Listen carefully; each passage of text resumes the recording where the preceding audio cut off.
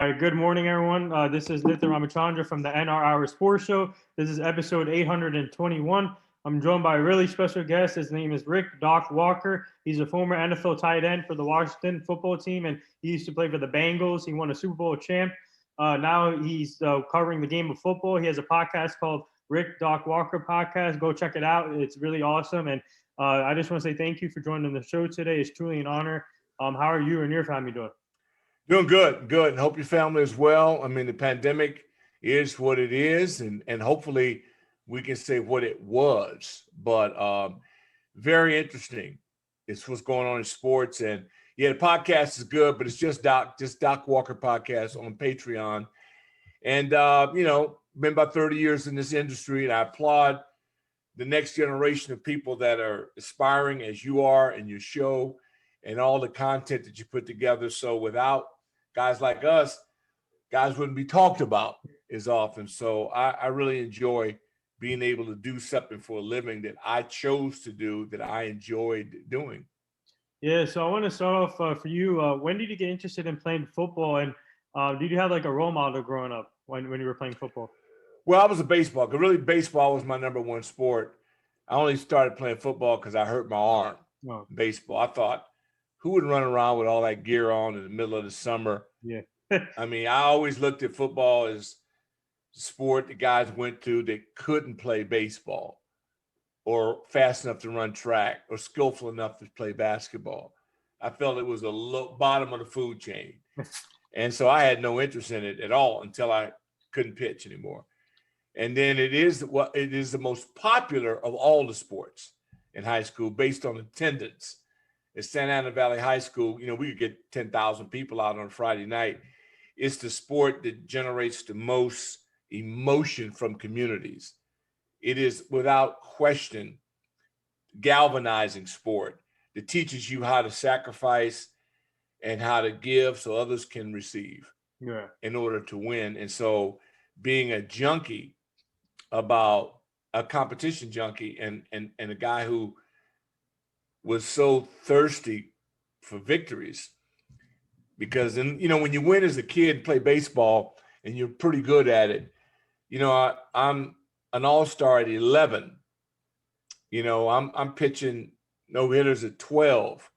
Where we went sixth in the region. We lost in San Jose 6 games in Little League. Wow. So I had I was 25-0 in Pony League with the Yankees and Herman McCully. And so I think when Jim Womack was my Little League coach, I think at Santa Ana, the city of Santa Ana, and the Sunset Little League, which is now the Gary Templeton Little League, named after the great Padre and Cardinal Gary Templeton, who I played with in high school. Myron White, second-round pick, Dodgers. We were very blessed in our community. We didn't know what we didn't have, but we had a lot of support, a lot of love. Snack bar was loaded. Our parents all worked it. And there was a sense of community, and it was tight. So I think when you win as a kid, I was undefeated at 13, 25-0. It changes you. It makes you understand what's possible. You understand what you have to get to the levels to earn it. But at that point, it doesn't surprise me to have won on every level the rest of my life, because I expected to, although it never started off well, but it ended up in parades on every level. So for that, I'm just lucky I got to play with the great people I got to play with. So obviously now, like when you were playing football, and what was it like transitioning from baseball to football? Was it tough for you, or was it easy? I mean, obviously it's two different sports, but was it an easy transition for you? Well, no, because I was 15. I mean, we played everything. We didn't have video games. Yeah. So our whole day was outdoors competing in things, stickball, kickball, you name it, frisbee. We did everything. Yeah. We never stayed in the house. We only had one of everything, one bathroom, one TV, one of everything. So fun was home was the last place you wanted to be, unless you were eating or sleeping or watching the tube. So I lived out in the playground, the park, the pool, everything that involved being outdoors and being athletic or having a fun at it. Basketball till your Levi's were dripping in sweat. every day. I mean, just all things now people look at you, they go, what? These kids don't even play one-on-one. Right. I mean, but they're also scrutinized more than we were. They're judged by strangers. Social media has put all of us in a position to where you either have to get involved with it or not, or get left behind, because it's never going to go back to what it once was. Right. This is what it is now. So you got to deal with it. I wouldn't trade with my kids. I wouldn't trade with any of these young people because I feel bad for them.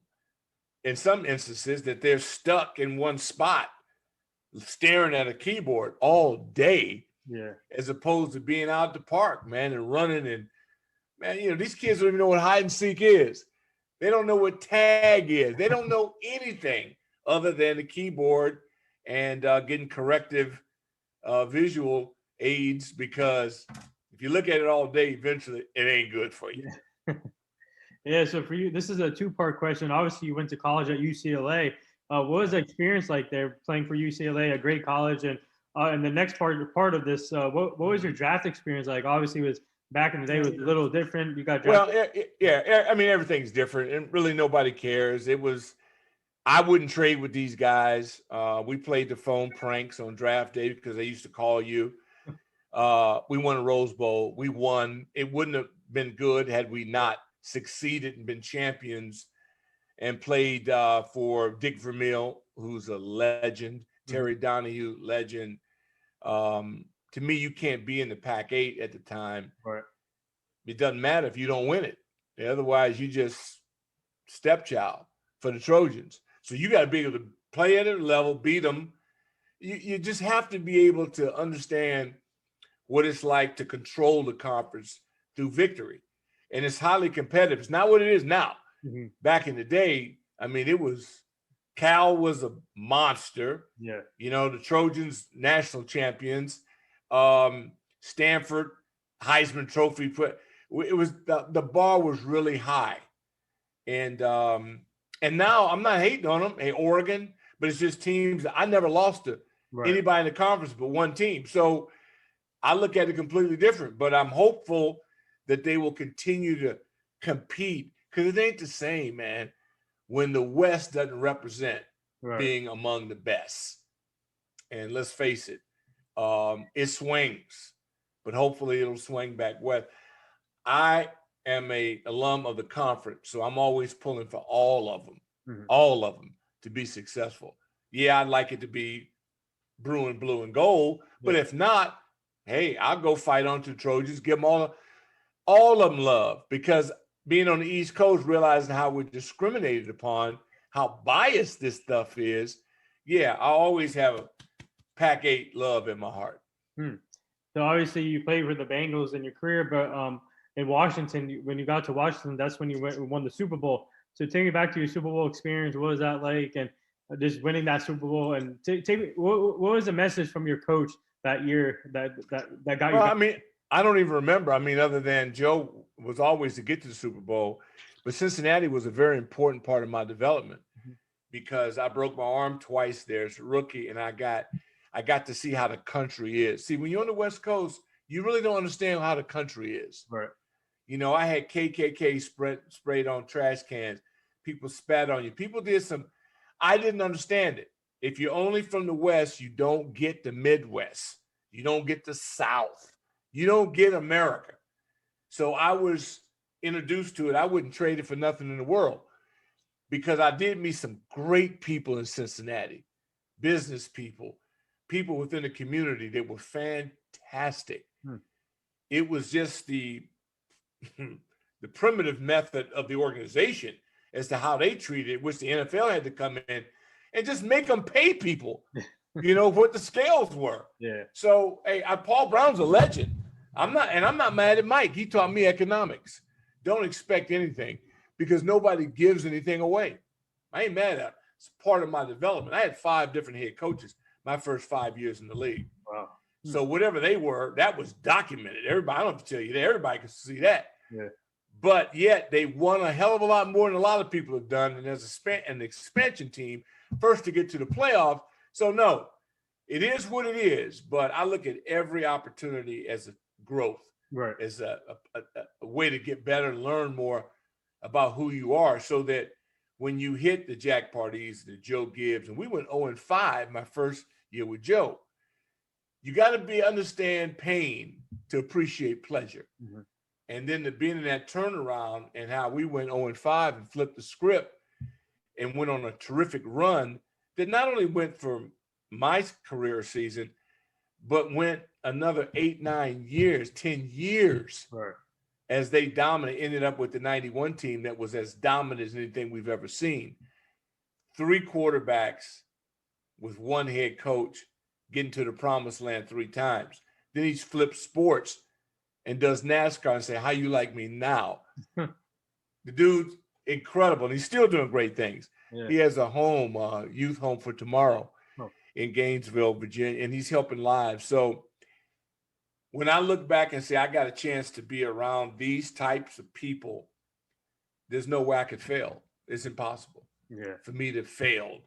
Having been around for Mill and Donahue and Pardee and Gibbs and Beathard and all. Oh, come on.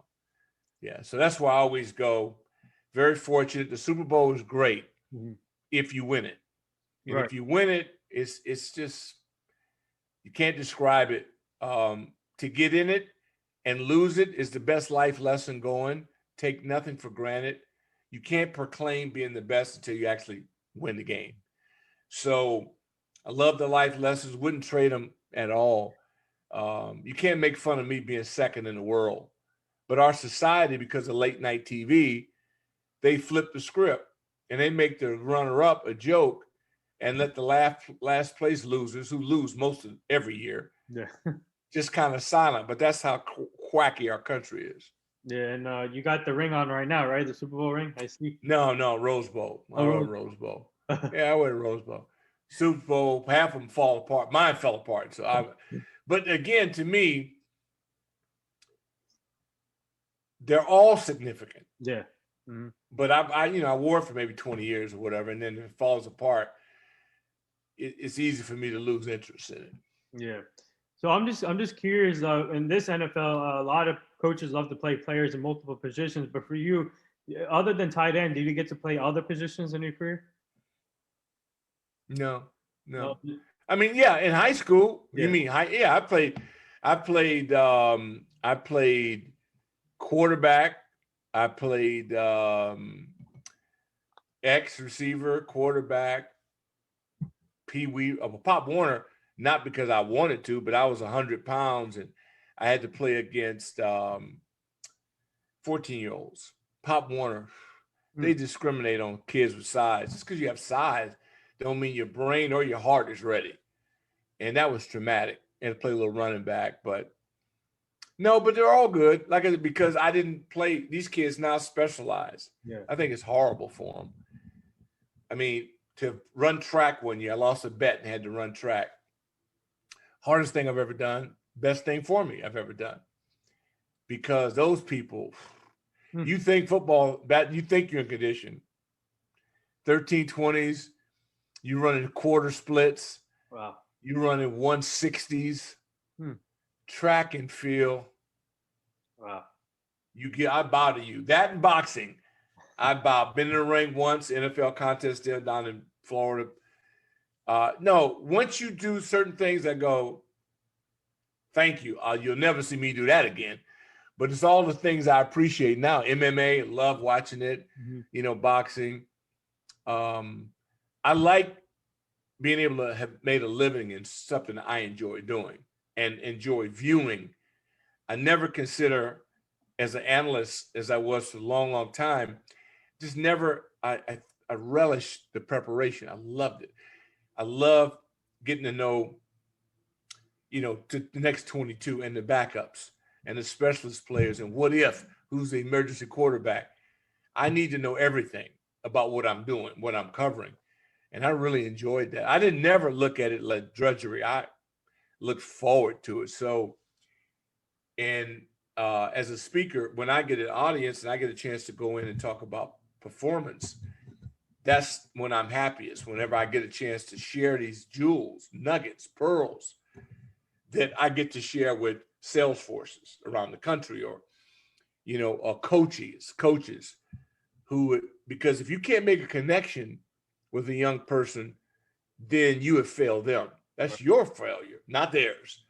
So I pride myself on being able to connect with the audience and reach that medium that they realize that I'm really just like them. There's nothing supernatural about me.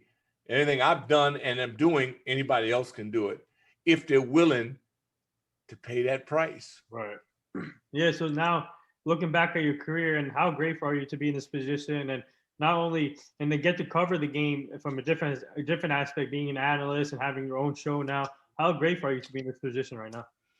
Well, I've been in it so long. I've been in it 30 years, so it's not. And I'm going to segue to something else from that, because from where you're speaking from, I did that 30 years ago. It was exciting coming right out, covering Super Bowl, Minneapolis, covering San Diego Super Bowl, covering Super Bowl, not only for this team, but covering it for the league, covering it for George Michael Sports Machine. So I've been in NBA championships, World Series, because the sports machines, it's great length.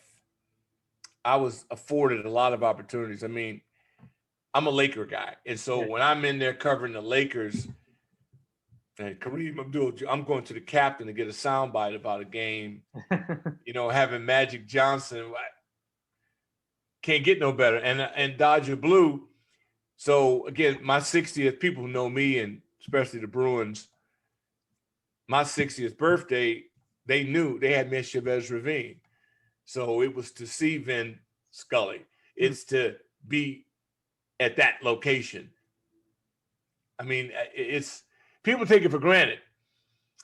But wherever you're based out west, you don't get it until you go east. Yeah. And go through this, then you go, oh, my goodness, yeah. But again, I had it to grow up in. I never had to shovel snow. I shoveled it as a man, and I'm trying to shovel it as an aging guy, but I test my body based on the driveway.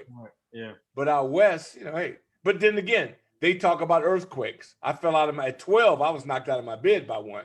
Oh, wow. 67, 68, yeah. But that was it. And then, of course, what happened in Northern Cal at, I think, A's at the NLCS. Hey, man, it's life. Things happen. This pandemic has been life-altering. But hopefully we'll survive it. Yeah, so now transitioning now to be an analyst, obviously you've done it for 30 years. And what have you learned from the past year with when the sports shut down, no fans in the stadiums with the COVID going on? And well, I was out. I mean, it ended my position. I've done everything from Zoom. I did pregame shows. And it, nothing stays forever. Yeah. You have to evolve. You have to there's new management, new people come in. A lot of people think change solves problems. Not necessarily. It's not that, I don't know why this is ringing like that. But it's not that change guarantees you success. You can put perfume on a pig, but it's still a pig. So, but I'm always excited about what's next and what comes up. And because of the evolution of podcasting, I've been in terrestrial radio almost 30 years, and then they sell your station, and then the new people, I had never had the conversation with them. Right. So I don't know what they assumed I don't know anything. I do know that you would have liked to have had an opportunity to find out what their goals were, what the vision was, how they saw it. Everybody says, oh, it's economics. Nobody wants to pay. Well, no, people know they got to pay to make money. Yeah. It takes money to make money. Yeah. You can't just hire a bunch of amateurs and think you're going to kick it off. Maybe you do that in the pandemic. I don't know. But I do know that because I had podcasts 5 years ago and never cut it. I just ran shows that I had been a part of on it. But it's okay. It's cool. I like it. It's if you have something to say, then you need a format to say it. Yeah. And if people like what you say, they'll keep you in business because they want to hear what you have to say. If not, you're just placating your own ego because you don't have a following or you don't make money at it. And, people can say it's not about the money, but it's always about the money Right. because the money allows me the ability to do what I want to do. That's what it's about. It's about, to me, it's about being able to control your destiny. So I want to get to your show. How did this come about? And obviously, I've seen a few episodes. I saw the one with David Aldridge that one just put out. And so how often do you guys record your show? And when did this come about? Well, again, I'm almost 30 years in this industry. The podcast, I've probably done 20, today was maybe the 26th or 27th edition. David was my first guest. I grew up with David. David, Washington Post, Inquirer, Philadelphia. He is what I consider the highest level of our industry to me, are writers. I love guys who write. It's amazing. George Solomon, who was the prior editor, allowed me to do a piece during the playoff game, Skins and Falcons. I was petrified. I admire their skill set to be that creative. I mean, and I think it's a gift. I think all of this is a gift, but the gift to write, to me, is incredible. And David is among the best. And to know him personally and to see his growth, I'm really proud of him. And I love, over the formats of 30 years I've been in this, he's been on everything I've been on. And to have him as the first guest. Yeah. Because Steve Solomon is my partner and producer, and we've been at the same station, I guess, 25 years or so. And after the sale, Steve is still working with 980, producing. But we've been doing, I guess, the first 25 shows, our thing like that. My job is to bring content to viewers. And I was blown away because the NBA, I love it, like it, don't watch, can watch it, love TNT more than most games with the post-game crew. But last night it rejuvenated me with sports. Yeah. We get so much hype and so little return on the hype. When they were doubting KD, I've been listening to everybody. Love the guys on Fox and ESPN, all of them love them. And they were saying, well, he's not a facilitator. Right. And he's not this. And he's not that. And I go, now I'm biased. I saw him at Flint Hill. He grew up in our area. Yeah. I've known him. He used to come into Coach Thompson. He'd walk in and you look up and you go, oh my God, this kid looked like he weighed 100 pounds. Yeah. And Coach Thompson said something very important. They were talking about Kevin benched 135 pounds. John said that the volume of air in that ball, he more than strong enough to get that in. And what he put on last night, it's like, I used to be a concert guy. And to being able to, it was important for me to be able to say that, I met Luther Vandross live. And to me, Barry White in LA with his orchestra and Michael Jackson. And I think Janet's show was just as good. Right. But Pendergrass, I mean, live and then that's Frank Sinatra live. Celine Dion, I didn't want to go. Wife talked me into it. Celine, I said, that ain't my, man, okay, I'll go with you for you. Yeah. What an idiot I was.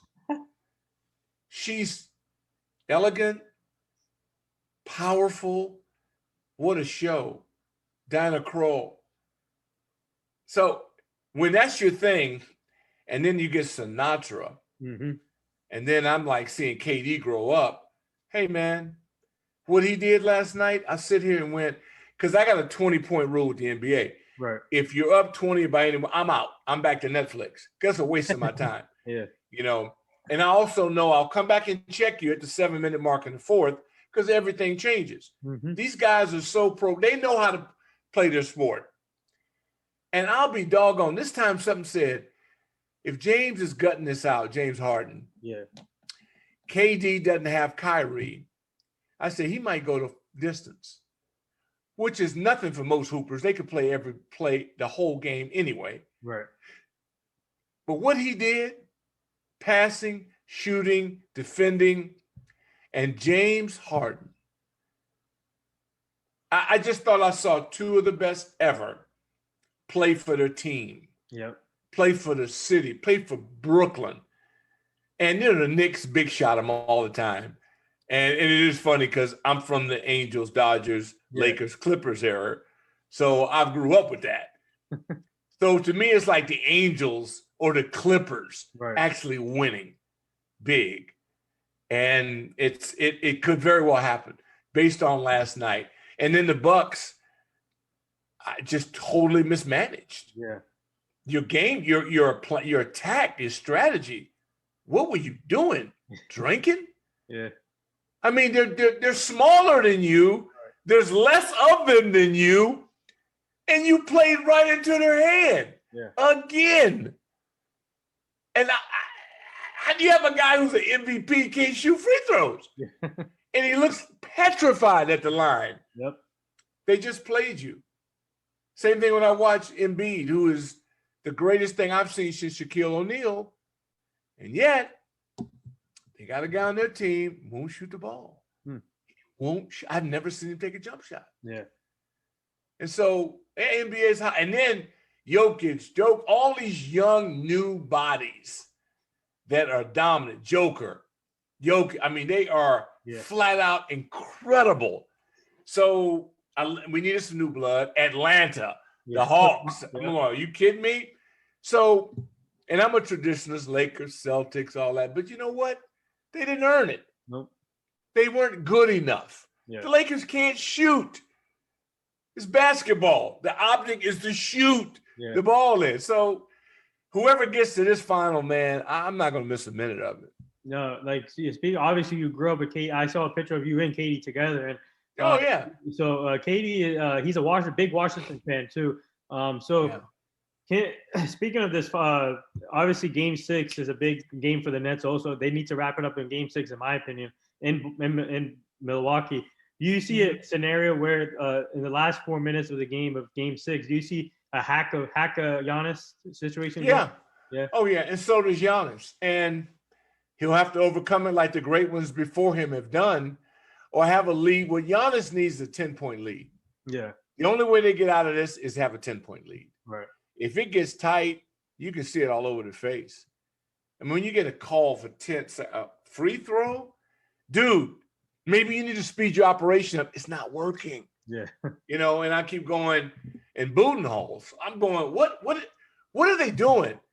I mean, all these 7-footers shooting threes against a team with no rim protector once.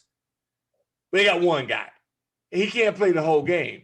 It's obvious to that. He's played well. The Nets, you know what? I'm partial because of KD, but I'm watching this to say nobody gives championships away. Go take it. Right. Milwaukee, seriously, doesn't seem like they're smart enough to be one-dimensional. I'd be on the block the entire day. I would not take even a long two.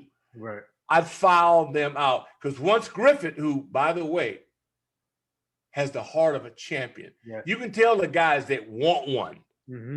Harden comes back hurt. My boy Green, Jeff Green, Hoya comes in, defending, shooting. That's what hunger looks like. And I give LeBron credit. As many as he has, you can't tell. He still wants them. That's what I'm talking about. Then you got State Farm guy who is unbelievable. Yep. And now maybe COVID takes him out. Yeah. The playoffs he's been so unlucky, yet he's so lucky in life.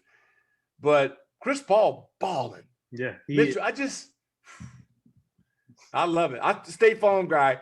And what I love about him is that when I grew up, that would have been only reserved for a baseball player. It would have been a white baseball player. And nobody would be branded with a major corporation like State Farm. Kudos to him, man. Job well done. Yeah. Because other than OJ had Hurts, But other than that, you don't see men of color being identified directly with a brand that big. Right. And I like the way they've done it. And they've added Aaron Rodgers, and they've done some good things. But kudos to them for getting it done the right way. And TNT, Kenny's deal just added Mobile One going to it.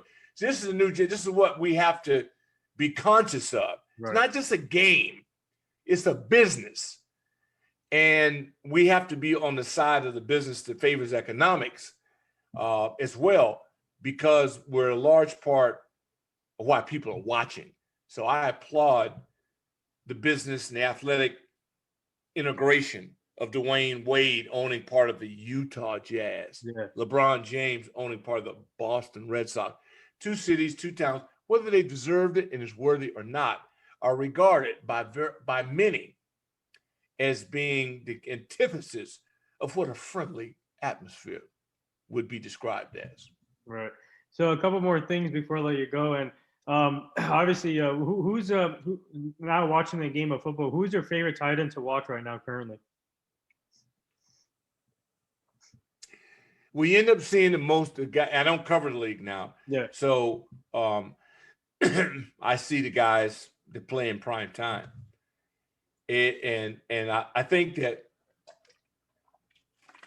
I categorize the position in several ways, because tight end, Kelsey's a tight end. Yeah. And they're not all tight ends. Some of them, they're slot receivers. So I call them slot receivers. They just happen to be next to the tackle, but they're slot receivers. That kid, he's knocking people off the ball. Right. Their running game is a direct reflection of their game. Otherwise, the other guys on the team, they don't have a running game, because you can't have one if you don't give the edge a chance. So he's the only guy that him and the kid in San Francisco, who is vicious. Mm-hmm. I love him. And what I love most about him is it Kittle. George Kittle. George Kittle. Yeah, George Kittle. What I like about George, and again, I don't cover him anymore, but the game in which he was injured, they showed him up in the luxury box. Right. He was a lunatic. This dude, he loves the game so much, and he plays like it's fun. He plays like he played for free, and I don't recommend that to any of them, because the owners are making a fortune. But yeah, those two guys jump out. There's a young man in Las Vegas with the Raiders. Darren Waller. Yeah, and I don't want to misconstrue him. Terrific athlete, love him. More of a slot guy. I don't know what the Raiders are running game. I know John wants to run it, so I like Gruden, because that's what he will run it. But I like that young man, because he doesn't bail out. He goes and sticks his head in there. I like him a lot. Young man in Washington, I get a chance to work and watch, who's a converted quarterback. Mm-hmm. And he is growing up to be a monster. Yeah, he'll give you 80, 90 catches, but at the edge, he's fighting people. He's trying to give them room. The Philadelphia Eagles have a couple every year. Right. No, half the league has exceptional guys at that position, but it's hard for me. Most of them are slot guys, but there are a couple of them with their hand in the dirt, and they don't play. So it's fun. It's fun to kind of watch them. So do you see can you see Kyrie Irving come back tomorrow for Game 6, or do you think they don't need him to win the series? I can never speak for a man medically. If I were their staff, the value they have invested in him, I would not want to see him out there unless they make it to the next series. Yeah. Because whether or not they win it all this year or not, they are definitely going to be favored for 22. Yeah. If they stay healthy, because if Blake Griffin is true to his body and they get a taste of this, why wouldn't he want to do that again? Right. And I just think he's a Laker. He's a Clipper. The first Laker, Angels, Clippers, Nets to win it, they're going to be gods, man. And so, yeah, I see them all coming back. And I'll say this, their coach was under scrutiny, and he should have been. Right. Because who gets a team with Kevin Durant on it for your first job? That usually doesn't happen. But I'll say this, and I said about him as a point guard when I watched him play. I always thought he was cool under pressure. He always belonged. To me, he's an elite athlete, been elite since a kid. Right. And he's handling this. He called the time. I'll give you a perfect example about when it's a benefit to have played. KD ain't taking no timeout other than the prescribed timeouts. He could sense before a stretch. Right. James is hurt. James hadn't been able to condition. KD ain't said a word. Nash knew I'm going to take a timeout following a shot, a violation or a free throw deal they were at, because he knew because he'd been there. Yeah. Let me give my horse a little bit more time here in the stable with me so we can close this thing out.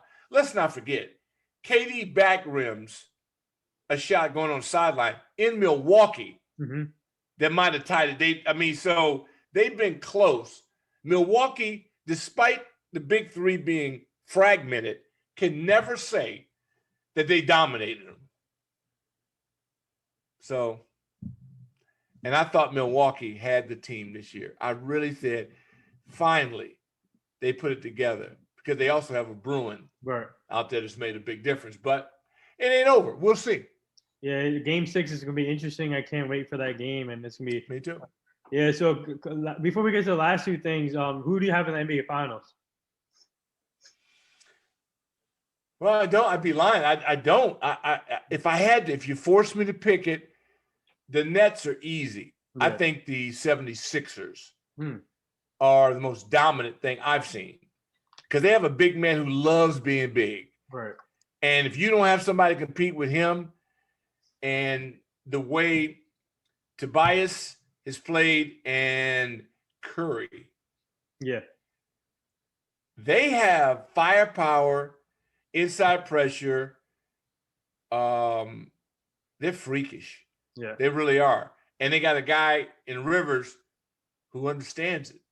So they're if I had to pick one, you make me pick one, I'm going with the Sixers. And then on the West side, I know part of this is going to come back to haunt me. But if Paul George will actually play, the other kid is guaranteed. Right. So I can't go against the best player in the league. So I'm saying the best three players in basketball to me, without it be this unofficial,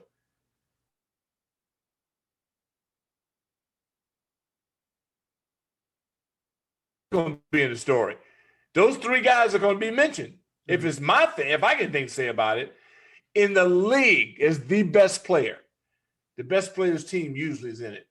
So that's where I'm at with that. And I know people will have a problem with it, but Paul George is kind of heating up. Yeah. The other guy never cools down, and their bench is nasty. Yeah. If they get them contributions from this, so hey man, I know it's again Angels, Clippers, Nets. These second teams in markets are. I never noticed. I never put the A's in that, and the Giants. People say I know A's ain't. The A's were dominant. I can never forget that stretch that the A's have. So I don't put them in that. You certainly couldn't have said Raiders, Niners. Neither program fits the little brother. They're alphas. So but the other ones I think appropriate. So since you're a Laker guy, do you have any like Kobe memories throughout your career? Well, I can tell you that. Well, I grew up obviously Elgin Baylor, Jerry West, those guys. But what makes him second to none, now Elgin, because Elgin became a general manager. Yeah. And at that time, African Americans, you could just only play. For him to be an executive, no matter what happened, I could never, ever not honor him.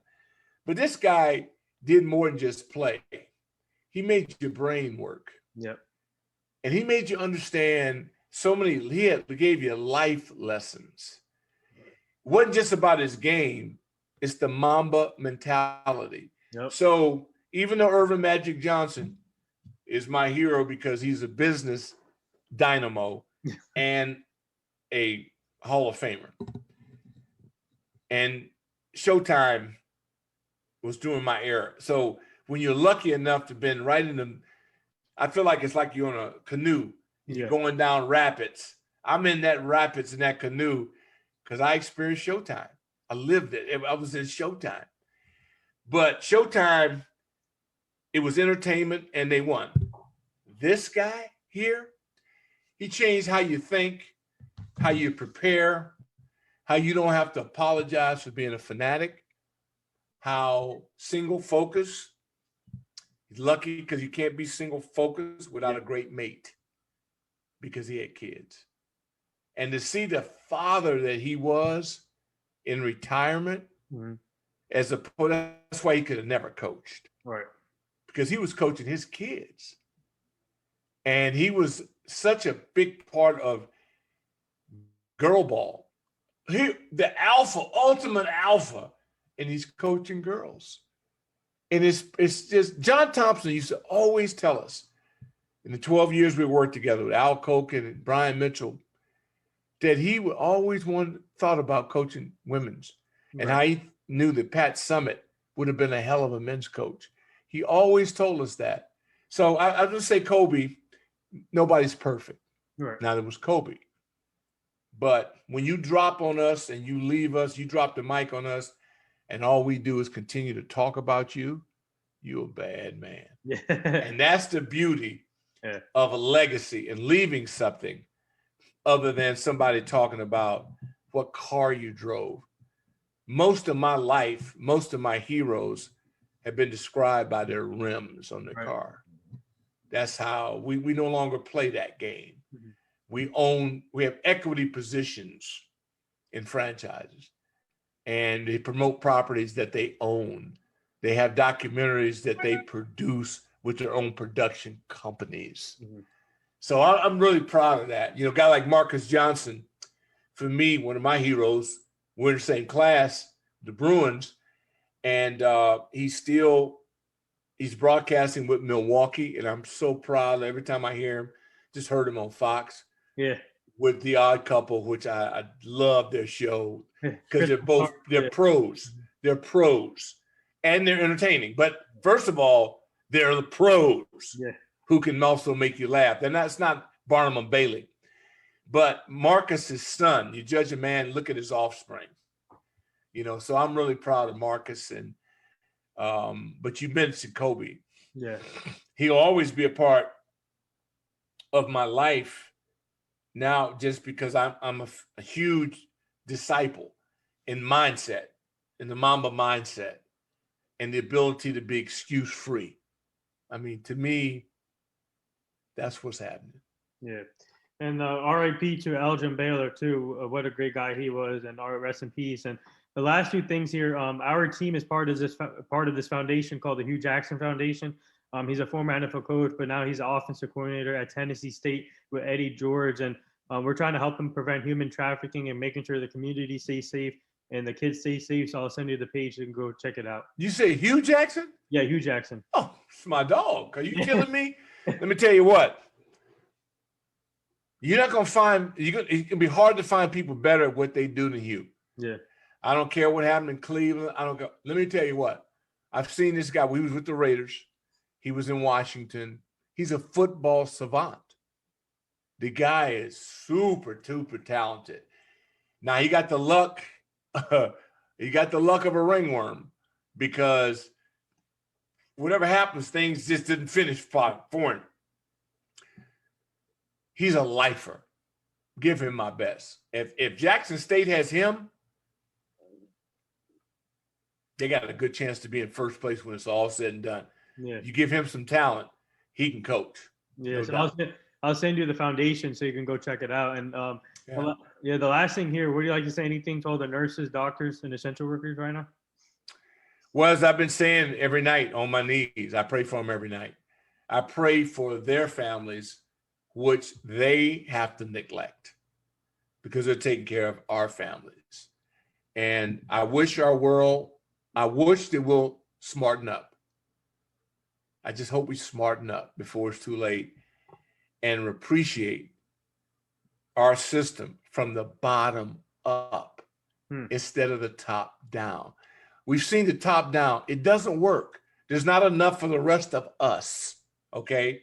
So how about somebody just once in Washington take away profit and think about motive and go, we should have been vaccinating from the bottom up from day one. Right. Okay. And I don't need to go to an Ivy League school to come up with that one. We have failed to exhibit common sense from my standpoint in our society. Book smarts and common sense, they're two different animals. Mm-hmm. And the fact that if the top 1% pays no taxes, then the bottom 1% doesn't have the ability to pay any taxes. Right. We got too many people not contributing for the middle of us to have to do it for both ends. So how about help a brother out? Yeah. All right. And all you zillionaires, just kick a little off and then we'll make sure it gets down and we take it from the bottom up so that everybody can be safe and everybody can be full. Nobody deserves to go to sleep on an empty stomach. If you put your life on the line for us as a country, the very least we could do is make sure you don't have to wait 8 hours to get service. Right. The Veterans Hospital. The least we can do is let you get on a plane or a bus first and give you a half-price fare. The least we can do is make sure that you don't have to stick a needle in your veins in order to cope. Mm-hmm. So I hope somebody with common sense is a regular listener to this format. Yeah, well said. And there it is. That wraps up episode 821 with the great Rick Doc Walker, former NFL tight end and Super Bowl champ. And now he has a podcast called Doc Walker Podcast. Go check it out. He does great stuff covering all sports. And I just want to say thank you for joining the show. It's truly an honor. We would like to have you back as a returning guest so you can meet the full team. But keep up the great work. Love your show. You and your family stay safe. Thank you. God bless you. And man, thanks for you doing what you're doing. Living your dream. That's what it's all about. Yeah. All of us living your dream. And I hope to see you on Patreon. And hey, we just do what we do, man. Hey, we're on Spotify now, so go check us out on Spotify. All right, good deal. We'll do. Thank you.